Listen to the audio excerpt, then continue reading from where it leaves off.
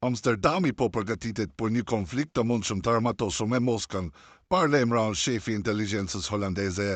Zëvendës admirali Pieter Racing, kriju i inteligjencës ushtarake holandeze, i tha Politico se përshkallëzimi ushtarak në arritje e Rusisë tregon për përgatitje për një luftë ardhshme, i dhe jo vetëm në Ukrainë. Në vitin 2024, buxheti i mbrojtjes së Rusisë u rrit në $149 miliard, 38% më shumë se vitin e kaluar dhe 2 herë më lartë se sa ishte në vitin 2015. Rusia po prodhon shumë më tepër artilleri me ndihmën e huaj së saj nevojitej për Ukrainën, tha Racing.